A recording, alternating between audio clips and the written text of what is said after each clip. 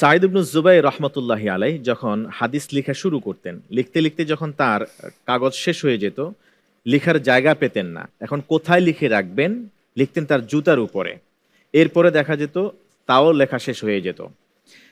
আমার প্রশ্ন ছিল আমাদের প্রতিযোগীর কাছে, হাদিস তো জুতার মধ্যে লেখা কিংবা জুতাতে লাগা, এটা কি কতটুকু ঠিক ছিল? এটাকে কিভাবে মেলাবো? না, ঠিকই বলেছেন। স্বাভাবিকভাবেই তো আমরা আসলে আরবি ভাষাকে সম্মান করি। কোরআনে কারিমের ভাষা আরবি, হাদিসের ভাষা আরবি, ইসলামী সাহিত্যের ভাণ্ডারের ভাষা আরবি।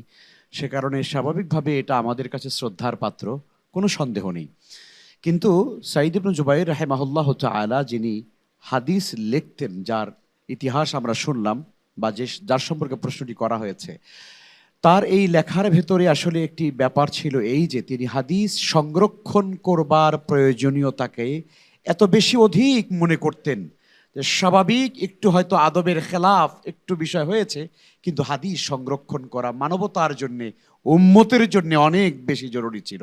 এটি অনেক গুরুত্বপূর্ণ, কারণ একটি হাদিস যদি হারিয়ে যায় তাহলে উম্মতের কাছে রাসূলের এই মেসেজ পৌঁছাবে না। সেই গুরুত্বটা উনি বিবেচনায় রেখে ওনার কাছে যা ছিল, যা পাইতেন তার উপরে উনি লিখে রাখতেন। সুবহানাল্লাহ ওয়া বিহামদিহি।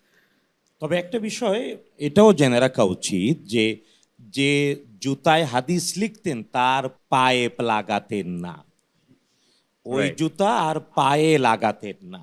বরং এটাও জানা উচিত আরবের অভ্যাস এখনো, কারণ আমি দেখেছি বেশ কিছু সম্মানিত মানুষকে তারা তাদের শিক্ষকের জুতা হাতে নিয়ে বগলের ভিতরে রেখে ঢুকেন, কারণ আরবদের এটা একটা অভ্যাস।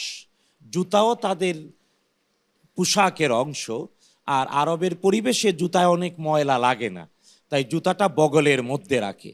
আর এটা আবারও বলছি যে যে কারণ লেখার এমন সব কাগজ, কলম, খাতা খুব স্বাভাবিক ছিল না, তাই লিখতেন বটে, কিন্তু ওই জুতা পরে আর পায়ে লাগাতেন না, বুকের উপরে রাখতেন।